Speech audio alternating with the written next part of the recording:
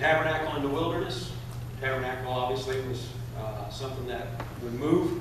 It's a temporary structure that could be quickly erected, used, and then quickly dismantled and moved to the next location. The temple became a solid fixture. Now, the tabernacle we talked about was in Shiloh for over 300 years. So it was somewhat of a permanent fixture, but it was still not a permanent building. It still had coats of skins, etc., things of that nature. There may have been a few things that were a little more permanent because of the time period it was going to stay there, but this would be a massive, incredible building that would be used as the temple to worship God in. And what we're going to look at tonight is basically the initial involvement of David. Okay, we know that David had it in his heart to build a house to God, and he was able to get everything ready. He did not build the temple. We know that God. Why is everybody smiling at me? I mean, I'd rather you smile at me and look at me like you're sucking lemons, but I'm just wondering. Is everything good? I mean, everything's in its right place.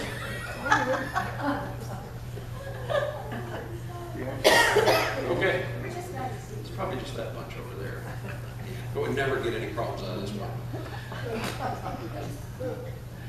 But anyway, so as we look at that tonight,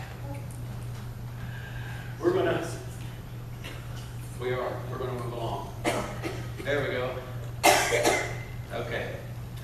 As we mentioned, we're going to start with Solomon's temple. He was the one to first build the temple, but David was the one to prepare all the aspects of it. 2 Chronicles 2:5, David, it says here, "And the house which I build is great, for great is our God above all gods." And obviously the spelling here has everything to do with it. Some people will say Bible versions don't matter, but they do. God, big G God, there's only one of those. And there are many of these gods, little g gods, but our great God is above all gods. And so this is, again, an artist rendering of the temple. We see some similarities to the tabernacle as far as the altar of burnt offering. We see the brass laver, and then the entrance into the holy place where we will find the table of showbread, the menorah, or the candlestick, and then we'll find the altar of burnt incense. But as we move on, we're going to talk about the vision and the location a little bit. Now, if you'd like to turn there, if it's not very easy for you to read up here, that's fine. But 1 Chronicles 21, beginning in verse 21 through verse 28, says, Then David said to Ornan, "Grant me the place of this threshing floor, that I may build an altar therein unto the Lord. Thou shalt grant it me for the full price, that the plague may be stayed from the people." And Ornan said unto David, "Take it to thee, and let my lord the king do that which is good in his eyes. Lo, I give thee the oxen also for burnt offerings, and the threshing instruments for wood, and the wheat for the meat offering. I give it all." And King David said to Ornan, "Nay, but I will verily buy it for the full price, for I will not take that which is thine for the Lord, nor offer burnt offerings without cost." So David gave to Ornan for the place 600 shekels of gold by weight, and David built there an altar unto the Lord, and offered burnt offerings and peace offerings, and called upon the Lord, and he answered him from heaven by fire upon the altar of burnt offering. And the Lord commanded the angel, and he put up his sword again into the sheath thereof. At the time when David saw that the Lord had answered him in the threshing floor of Ornan the Jebusite, then he sacrificed there. We go over into chapter 22 and verse 1. It says, "Then David said, This is the house of the Lord God, and this is the altar of the burnt offering for Israel." So here we begin with the location of what would be recognized as the Temple Mount for years and years to come. Still to this day is recognized as the Temple Mount. A little backstory here. If you read prior to this, we'll see that David was tempted by Satan to number the people. Okay? He was basically tempted to see how incredibly powerful he was as the king of Israel. That's like sitting around and counting your money all the time. You know, oh, look how much money I got. I'm going to count it every day and put it into quarters and pennies and dimes. Look how much money I've got, and look what I've done, and look who I am. And this, you know, David, we know David had some poor judgments in his life, like we all do. But, you know, David, it says specifically in the chapter prior to this that Satan tempted David. That was where the problem was. This was not something that God had told David to do. If God had told David to do it, everything would have been fine and dandy. But he did not. Satan spoke to the pride of David's heart as the king of Israel, and David then commenced to counting all the people and the fighting people in the nation of Israel. This moved God to wrath. Okay? God says there are three things that you get to choose from, David, that I'm going to do. I'm going to send a famine.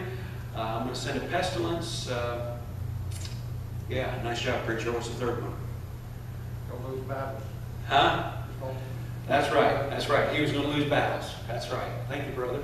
And when we take this into consideration, we see David was so beside himself. He did the one thing that all of us should do when we recognize our sin, and that's we throw ourselves at the mercy of God. And he says, "Thou art merciful, God." He said, "I'll let you choose." Okay? So God sent a pestilence to the nation of Israel. 70,000 people died. Okay? And what we see here, that the Lord commanded the angel, and he put up his sword again into the sheath thereof. The angel was standing outside the city of David, ready to slay more. Okay? And God told him to put up his sheath. Okay? The Lord commanded the angel. And we see here that when David, if you notice a similarity, you remember when Abraham had the opportunity to buy the cave of Machpelah for Sarah? Okay? And he was going to give it to him, right? And Abraham says, no, I'll buy that. I'll buy that. It needs to be something, it needs to be from me. Okay? He said, this is my wife, I'm going to honor her. Well, David did a similar thing when it comes to God. This was David's sin. Okay? So David felt that the sacrifice needed to be made by him to make things right before God. Okay? So we see David said, I'll pay for it. I'll pay for it.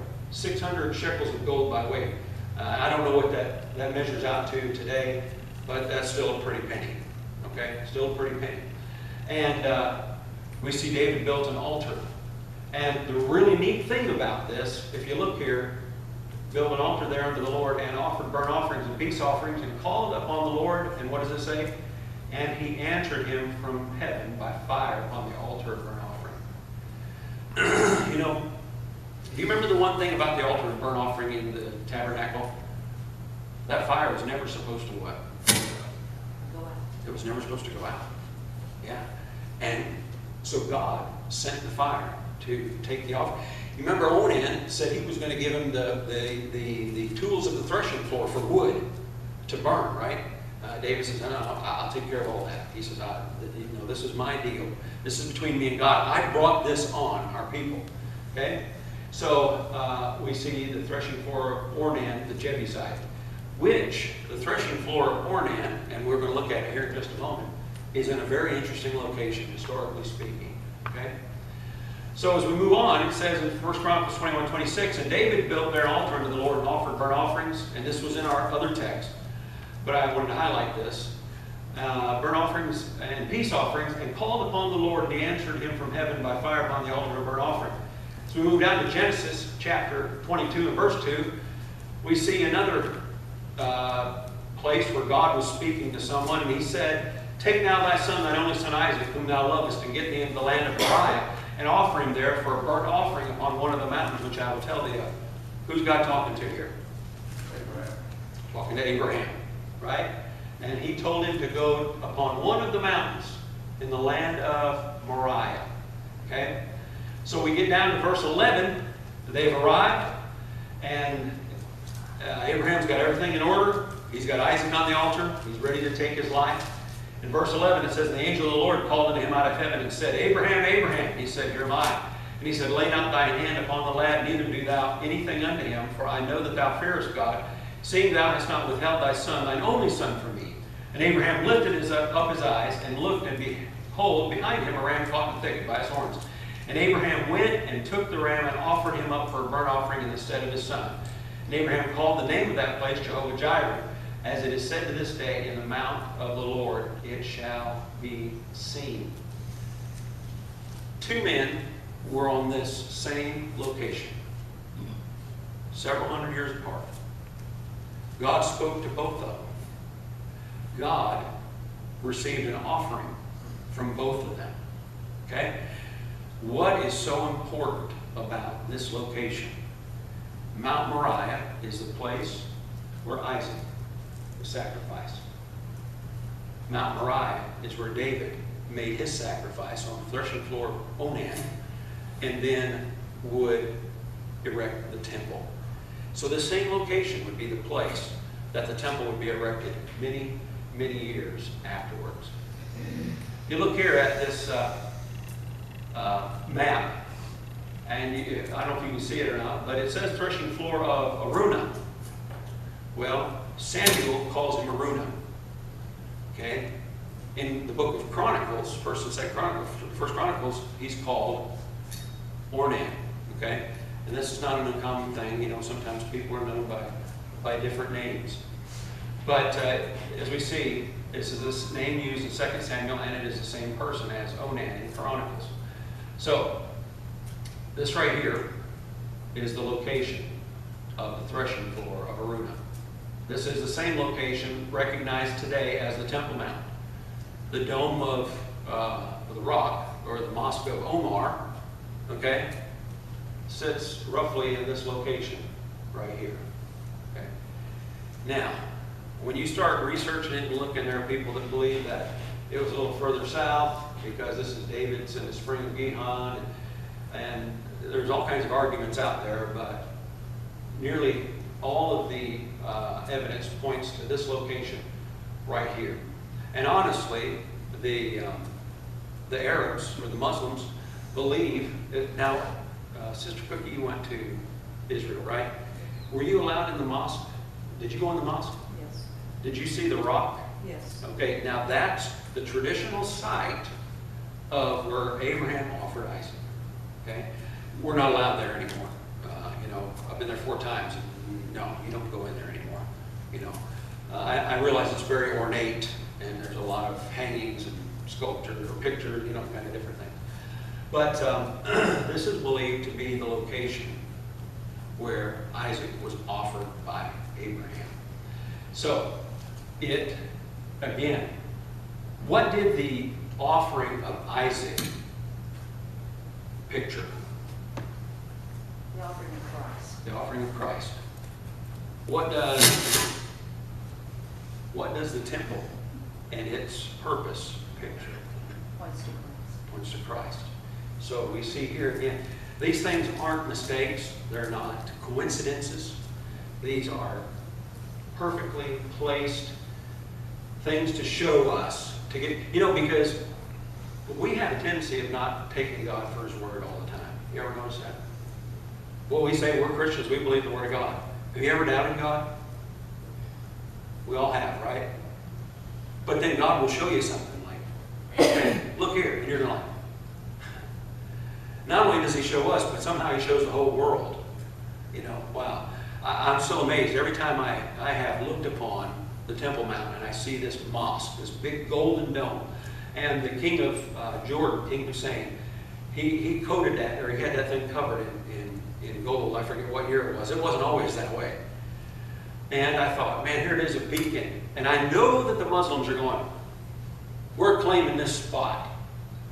You know, it's not uncommon for Muslims to come in and make a conquest and build a mosque there as a memorial for, look what we've done. But I can't help but think every time I see that they just stuck a lighthouse on top of the location where the God of Israel has been worshipped for years and years and years, and does nothing more than just bring attention to that, you know? So, and that, it doesn't bother me. Even at Calvary or at Golgotha, when you're down in the garden and you look up and you see the place of the skull and you look on top of the hill, there's a wall. The wall is about this tall. It's a rock wall or a concrete wall. And it has an inscription on it in Arabic. And it says, Allah is only God and Muhammad is his prophet. And they feel by putting it on that historical location, somehow they made a conquest over what took place there. We know, no matter what anybody does, if that place gets bombed off the map, it'll never change the fact of what took place there. Okay? So, as far as I'm concerned, every time they build something, that just draws attention to it. Okay? So, as we move on, here's where we're going to wrap up tonight. David's involvement. I'm not going to go through every one of these scriptures. You know, you're welcome to look them up. Most of them are going to be found in between 1 Chronicles 21 and 29. But we see here in Chronicles 21 through 28, which we had in our text to begin with, David purchased the property for the location. Okay? He purchased the property. He determined its location in 22 and verse 1. Remember, he said, this is the house of God. And he gave a burnt offering. Okay? He prepared the materials. If you look in 1 Chronicles chapter 22, verses 3 through 4, and verse 14, you'll see the iron, the silver, the gold, the brass, the wood, all of this stuff that he's prepared, okay? And the stone, the whole 9 yards. He mentions it here. He charged his son Solomon to the building of the house, okay? He not only charged him in the building of the house, but he charged him as the king. You know, he said, keep your nose clean, trust God. I'm really sorry. And God will bless you. God will be with you.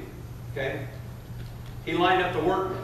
If you look in these verses and chapters, you'll find out that he got the stonemasons, he got the iron workers, and he not only got a hold of everybody that was going to do all the work in it, but he also prepared everybody that was going to serve in the temple.